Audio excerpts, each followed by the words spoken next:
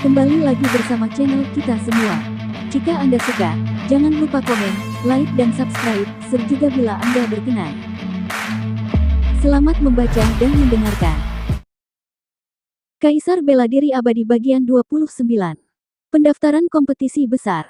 Selama 10 hari berikutnya, Charlie tidak keluar dari aula dalam. Baru pada malam tanggal 11 ia akhirnya keluar dari paviliun pil roh tampak berantakan. Selama 10 hari terakhir, keterampilan alkimianya telah meningkat pesat, dan dengan setiap penyempurnaan, kekuatan jiwanya juga meningkat secara signifikan. Sekte Henyue jauh dari tenang malam itu. Di sepanjang jalan, Charlie melihat para murid duduk bersila di berbagai batu, menyerap esensi langit dan bumi. Apakah mereka sedang belajar keras untuk kompetisi sekte luar yang akan datang? Pikir Charlie, mengingat tekanan yang tampaknya dirasakan banyak murid, bahkan istirahat malam mereka pun sia-sia. Namun, saat ia berjalan sambil membawa pedang surgawi, ia tetap menarik perhatian yang cukup besar.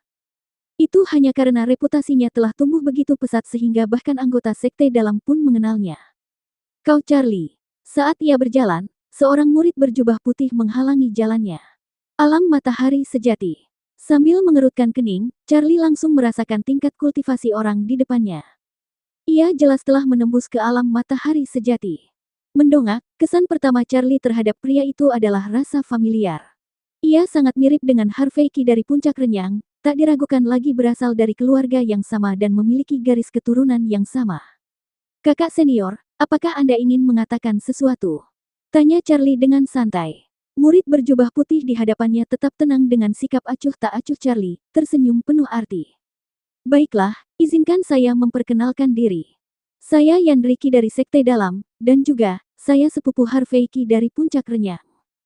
Kakak senior Ki, Anda datang sejauh ini dari Sekte Dalam, bukan untuk menyelesaikan masalah dengan kultivator alam kondensasi Ki seperti saya, kan?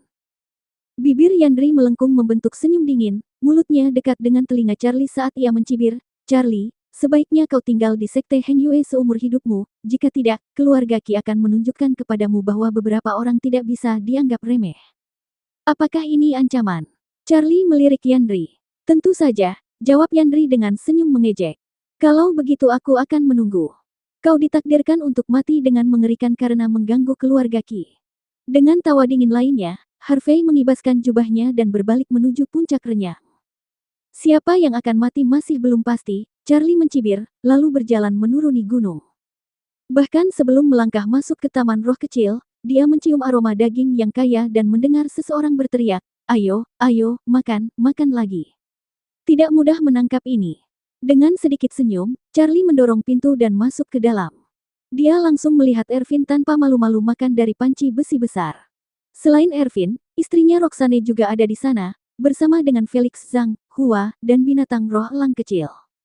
Kelompok itu berkumpul di sekitar panci besi besar, menikmati hidangan daging rebus yang lezat. Setelah melihat Charlie kembali, mata kecil Ervin berbinar-binar. Nak, apa yang membawamu kembali lagi? Merindukanmu. Charlie menjawab dengan santai, lalu menyingsingkan lengan bajunya, mengambil sumpit yang diberikan Hua, dan tanpa ragu-ragu, menyendok sepotong daging rebus dari panci besi. Ervin segera meletakkan panci besi itu, menggosok-gosok tangannya yang kecil dan gemuk sambil mendekati Charlie. Nak, apakah kau membawa hadiah untukku? Melihat wajah serakah Ervin, Charlie merasa ingin menendangnya, tetapi dia tetap mengeluarkan pil peremajaan dari sakunya dan memberikannya. Hadiah dari kakakmu. Ervin terkekeh, mengambilnya, lalu mengulurkan tangannya yang kecil dan gemuk. Dan istriku juga. Ya, semua orang mendapat bagian. Charlie berkata dengan kesal, lalu mengeluarkan 4 pil spiritual lagi, 1 untuk Roxane, 1 untuk Felix Zhang, 1 untuk Hua, dan bahkan binatang roh elang kecil pun mendapat 1. Aroma daging memenuhi taman upacara kecil itu. Beberapa orang duduk di sekitar meja, tampak seperti sebuah keluarga, menciptakan suasana hangat dan nyaman.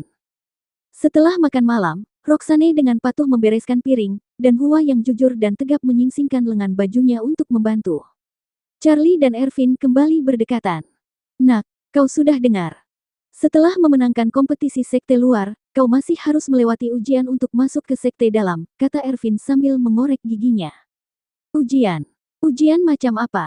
Tanya Charlie, agak terkejut. Ada hutan terpencil di antara sekte dalam dan luar.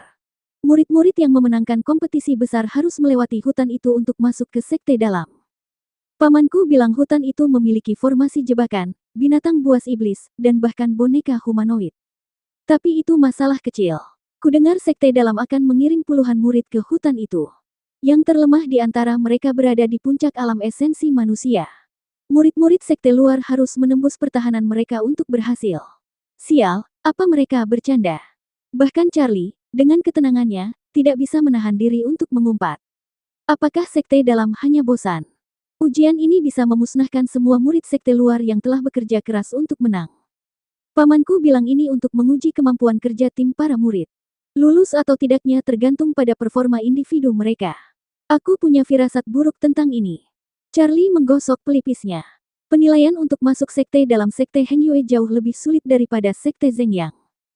Pertama, seseorang harus menonjol di antara ribuan murid sekte luar untuk memenuhi syarat masuk hutan terpencil. Tetapi ujian di hutan bahkan lebih menantang daripada kompetisi besar sekte luar. Larut malam, Ervin dan Roxane meninggalkan taman roh kecil. Hua dan Felix Zhang juga sudah tidur. Baru kemudian Charlie mengeluarkan sesuatu dari tas penyimpanannya. Itu adalah mutiara spiritual, dan di dalam mutiara spiritual itu tersegel setengah dari pil keheningan surgawi. Melihat pil keheningan surgawi dari sudut pandang seorang alkemis, Charlie dipenuhi dengan kekaguman, terutama setelah melihat 6 pola yang rusak di atasnya. Dia menghela napas dalam-dalam, menyadari bahwa dengan tingkat kultivasinya saat ini, dia masih jauh dari mampu memurnikan pil spiritual 6 pola. Satu pil keheningan surgawi berpotensi menciptakan seorang master alam surgawi. Aku ingin tahu apakah setengah pil ini dapat membantu kultivator alam kuaso surgawi untuk maju. Pasukan yang merebut pil keheningan surgawi pasti sangat cemas sekarang. Jika mereka mengetahui bahwa setengah pil keheningan surgawi yang tersisa ada di tanganku, aku mungkin akan mati dengan mengerikan. Charlie mengelus dagunya, merenung, sudah memikirkan di mana harus menyembunyikan setengah pil itu. Jika tidak, jika ditemukan di tubuhnya, siapa yang tahu hal-hal konyol apa yang akan terjadi? Di mana aku harus menyembunyikannya? Charlie melihat sekeliling, dan akhirnya, pandangannya tertuju pada dinding yang mengelilingi taman roh kecil itu. 3 sisi dinding terbuat dari marmer, dan 1 sisi didukung oleh dinding batu. Di sini, dia melangkah ke permukaan batu, menusuk lubang kecil di dalamnya dengan jarinya, dan memasukkan mutiara roh yang menyegel pil keheningan surgawi. Kemudian dia menutupnya dengan batu kecil. Setelah melakukan itu, dia duduk bersila di taman. Setelah menenangkan pikirannya dan mengumpulkan energinya, ia memfokuskan pikirannya, dan api sejati pun menyembur keluar. Kemudian, ia mengendalikan api sejati itu dengan pikirannya untuk memadatkannya menjadi tungku pemurnian pil. Selanjutnya, satu demi satu ramuan spiritual dimasukkan. Kali ini, ia tidak memurnikan pil, melainkan memurnikan cairan roh giok. Ia mengerti bahwa kompetisi sekte luar yang akan datang, terutama ujian di hutan yang sunyi, akan sangat sulit, dan penipisan energi tidak dapat dihindari. Namun, ia tidak bisa menggunakan pil peremajaan setiap kali ia perlu mengisi energinya. Cairan roh giok berbeda. Meskipun efek pengobatannya tidak sekuat pil peremajaan, lebih mudah untuk dimurnikan. Dalam keadaan normal, selama energi sejati seseorang sangat terkuras, cairan roh giok akan cukup. Setelah beberapa hari, ditambah dengan pengalaman memurnikan pil, ia dapat mengatakan bahwa memurnikan cairan roh giok sangat mudah baginya. Malam yang tenang dipenuhi dengan aroma manis ramuan, menenangkan dan menyegarkan. Saat fajar menyingsing, Charlie memadamkan api sejatinya, dan cairan roh giok murni dituangkan ke dalam labu ungu keemasan. Ini akan cukup untukku untuk waktu yang lama, kata Charlie dengan senyum puas, sambil menggoyangkan labu itu. Keesokan harinya, sekte Heng Yue dipenuhi orang. Suasananya sangat ramai hari ini, karena ini adalah hari sebelum kompetisi besar sekte luar. Saat ini, murid-murid sekte luar sekte Heng Yue sudah berkumpul berdua dan bertiga. Pendaftaran diperlukan untuk kompetisi besar sekte luar. Tidak semua murid akan berpartisipasi, dan mereka yang kultivasinya lebih lemah tidak akan mengambil risiko keselamatan mereka. Ketika Charlie tiba, kerumunan besar telah berkumpul, arus murid yang terus-menerus membuatnya silau. Ini Paviliun Qiankun, gumam Charlie, mengelus dagunya dan mendongak. Paviliun Qiankun benar-benar megah. Segel harta karun Qiankun melayang di atas paviliun, memancarkan cahaya spiritual yang cemerlang. Benar-benar megah, desah Charlie, melangkah masuk. Dia segera melihat arena pertempuran berdiameter 100 kaki, dikelilingi oleh ruang terbuka selebar beberapa ribu kaki. Kompetisi besar sekte luar selalu diadakan di sini. Tuhan tolong aku, tolong jangan sampai aku bertemu lawan yang kuat. Aku tidak ingin tinggal di sekte luar selama 3 tahun lagi. Ya Tuhan, berkati aku. Sepanjang jalan, Charlie mendengar kata-kata seperti itu terus-menerus. Para murid berdoa dengan tangan terkatup seolah kerasukan. Penampilan Charlie langsung menarik perhatian para murid yang lewat. Ia kini menjadi sosok terkenal di sekte Heng Yue, seorang murid magang yang bahkan 3 puncak pun menolak untuk menerimanya, yang telah menjadi kuda hitam yang dikenal semua orang di sekte Heng Yue hanya dalam 2 bulan, sungguh menakjubkan. Kumohon jangan sampai aku bertemu dengannya. Aku juga tidak ingin bertemu dengannya. Dia monster, siapapun yang bertemu dengannya akan celaka. Charlie mengabaikan obrolan di sekitarnya dan berjalan menuju aula utama Paviliun Qiankun. Ia bertemu dengan seorang kenalan lama tepat di depannya. Setelah diperiksa lebih dekat, ternyata itu adalah Luthor dari Puncak Diang. Charlie. Melihat Charlie, Luthor menggertakkan giginya. Charlie mengabaikannya, terlalu malas untuk berurusan dengan orang ini. Ia telah mengalahkan Luthor ketika ia masih berada di tingkat pertama kondensasi Qi, dan sekarang ia telah mencapai tingkat ke-9, melampaui Luthor dalam kultivasi. Mereka tidak lagi berada di level yang sama. Diabaikan oleh Charlie, Luthor menggertakkan giginya, tetapi tidak ada yang bisa dia lakukan. Sebagian besar murid sejati telah lumpuh. Dia tidak lagi layak untuk membandingkan dirinya dengan Charlie. Di depan, para murid yang datang untuk mendaftar secara diam-diam memberi jalan bagi Charlie. Charlie, tentu saja, tidak berlama-lama dan langsung pergi ke seorang tetua berjubah putih bernama Zhongli. Tetua, saya ingin mendaftar, kata Charlie, sambil menyerahkan kartu identitasnya. Kau Charlie Ye. Zhongli melirik nama di kartu identitas itu, lalu menatap Charlie dari atas ke bawah, sambil menghela napas, sungguh bakat baru muncul di setiap generasi. Tetua, Anda terlalu memuji saya. Lakukan pekerjaan dengan baik. Zhongli tersenyum lembut, sudah mengukir nama Charlie di selembar kertas giok. Setelah mendaftar, Charlie berbalik dan berjalan keluar, hanya untuk bertemu dengan banyak wajah yang familiar. Murid-murid dari Puncak Renyang tiba berkelompok, dipimpin oleh Henry Jiang, sementara murid-murid dari Puncak Diang juga tiba, tentu saja dipimpin oleh wanita berjubah ungu. Ini benar-benar kasus musuh bertemu dengan kebencian yang mendalam. Ketika murid-murid dari Puncak Renyang dan Diang melihat Charlie, wajah mereka langsung gelap. Beberapa hari terakhir ini, murid-murid mereka benar-benar kehilangan muka di tangan Charlie. Nak, sebaiknya kau berdoa agar tidak bertemu denganku, atau kau akan mati dengan mengerikan. Henry dan wanita berjubah ungu melangkah maju, keduanya mencibir dingin. Apakah ini intimidasi? Charlie menatap langsung ke arah keduanya, tatapannya dalam dan tajam. Aura di dalam diri mereka bertiga melonjak tanpa diminta, terus meningkat, menciptakan suasana pertempuran yang akan segera terjadi.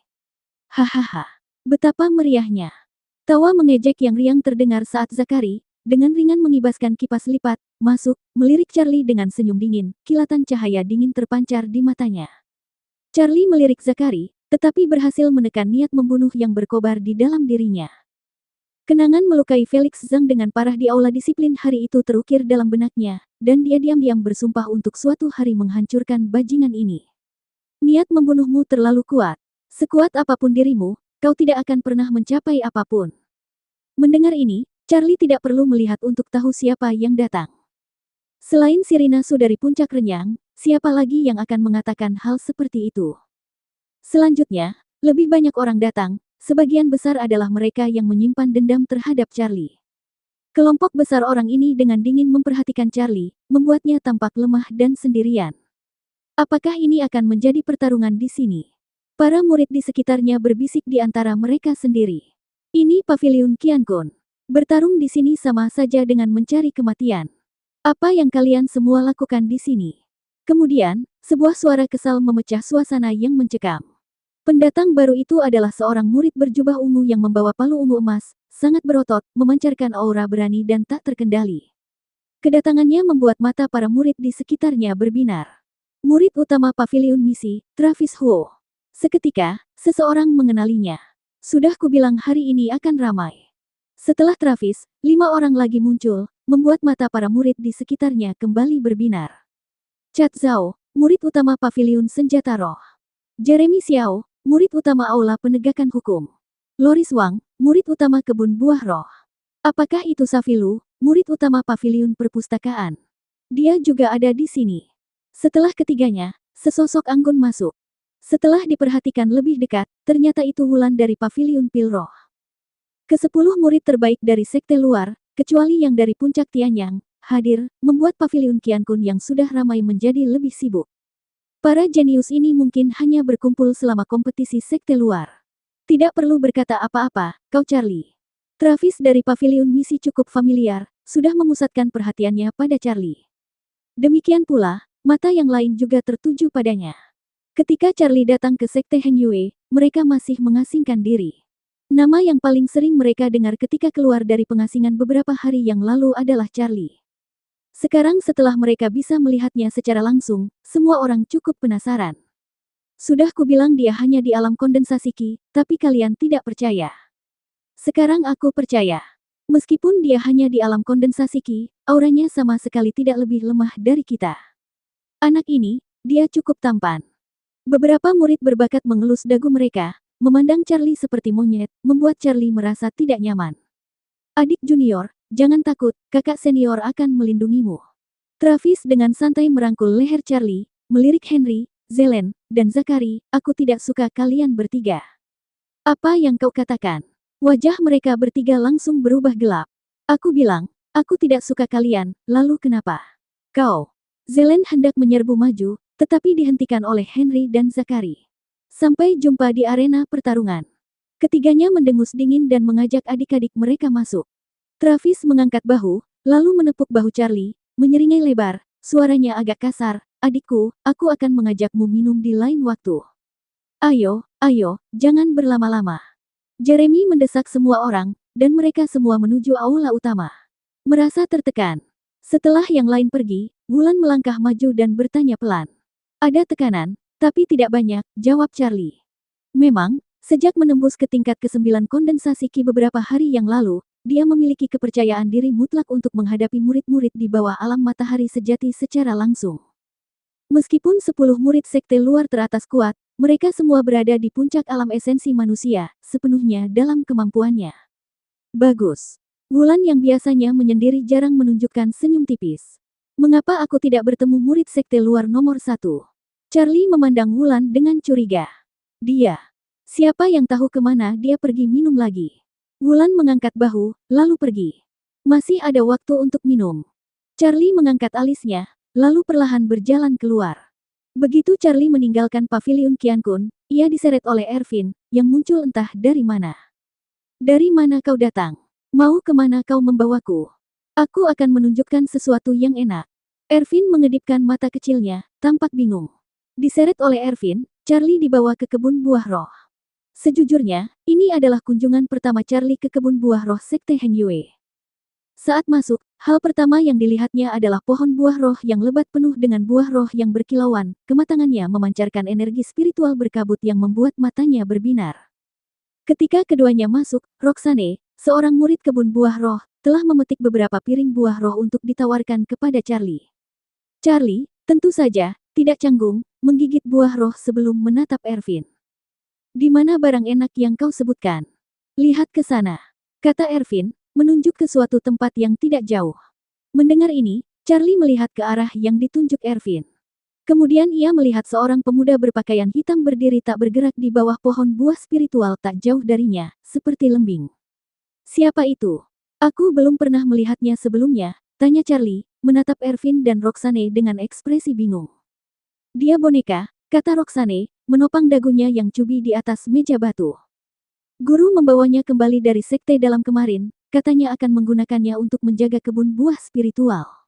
Boneka. Charlie terkejut. Pasti sesuatu yang bagus, Ervin terkekeh, menggigit buah spiritual dengan lahap. Aku harus melihatnya, kata Charlie, menepuk pantatnya dan berlari mendekat. Sesampainya di boneka itu, ia mengelus dagunya, memeriksanya dengan saksama. Ia tidak merasakan aura kultivator apapun yang terpancar darinya, dan wajahnya kaku, matanya kosong dan tak bernyawa, tanpa emosi apapun. Memang benar seperti yang dikatakan rumor. Ia pernah mendengar tentang boneka ketika ia melakukan pengumpulan informasi di Sekte Zhengyang. Yang disebut boneka adalah senjata pembunuh yang ditempa menggunakan metode mistis khusus. Mereka tidak memiliki emosi atau pikiran, jadi mereka berdarah dingin. Begitu mereka mengidentifikasi target, mereka tidak akan berhenti kecuali penyihir turun tangan. Dia mengulurkan tangan dan dengan lembut mengetuk boneka itu. Dek dek dek. Tubuh boneka itu sekeras logam. Bagaimana menurutmu? Cukup keren, kan? Ervin berjalan mendekat, memegang buah spiritual. Ini adalah boneka-boneka di ujian alam liar, tetapi semuanya adalah boneka tingkat manusia. Dalam hal kekuatan, mereka setara dengan kultivator di alam esensi manusia. Tingkat manusia. Jadi ada tingkat yang lebih tinggi. Tentu saja. Ervin mengangguk. Di atas level manusia adalah level mendalam.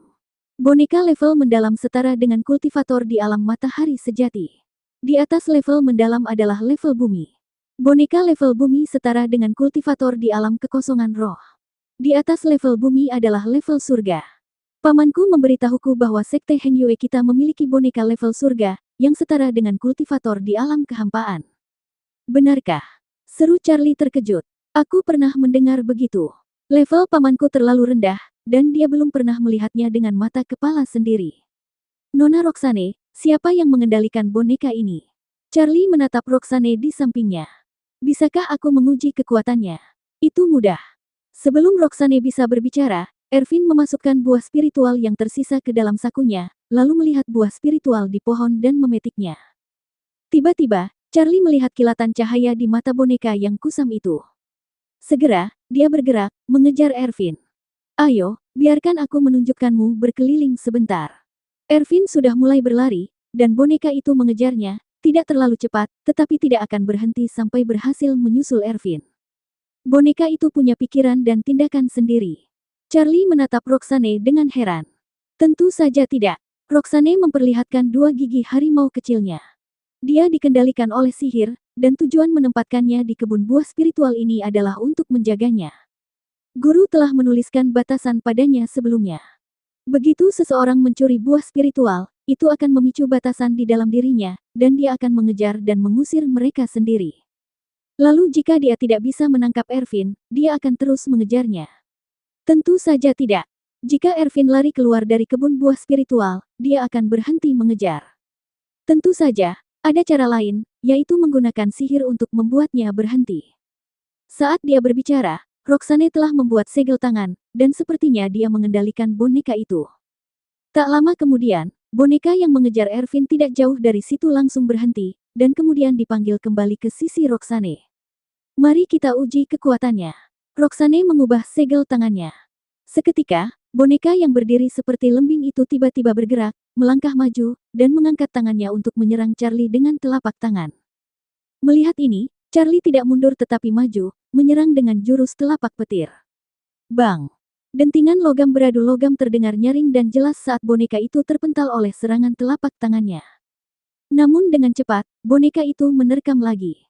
Serangannya kaku, tetapi jika penggunanya tidak berhenti, ia akan menyerang tanpa henti. Sungguh misterius, seru Charlie, memperkirakan kekuatan boneka itu selama duel mereka tidak terlalu kuat. Ini dianggap sebagai boneka tingkat manusia rendah, jelas Roxane. Itu hanya karena bahan yang digunakan untuk memurnikannya berkualitas sangat buruk. Jika bahannya berkualitas lebih tinggi, dan diberi kemampuan untuk menggunakan seni mistik, kekuatannya akan sangat berbeda. Boneka bisa menggunakan seni mistik? Tanya Charlie dengan terkejut. Ya, jawab Roxane dengan percaya diri. Tapi boneka seperti itu membutuhkan fleksibilitas dan kekerasan yang sangat tinggi pada bahan yang digunakan. Jika tidak, mereka mudah terluka oleh ilmu mistik. Selain itu, batasan yang perlu ditanamkan pada tubuh mereka untuk memberi mereka kemampuan menggunakan ilmu mistik sangat rumit. Bahkan jika mereka diberi kemampuan untuk menggunakan ilmu mistik, kekuatan mereka akan lebih rendah daripada kultivator tingkat yang sama, karena mereka tidak memiliki pikiran. Barang bagus, benar-benar barang bagus. Charlie mengelus dagunya, berpikir dalam hati bahwa akan terasa hebat memiliki boneka yang kuat.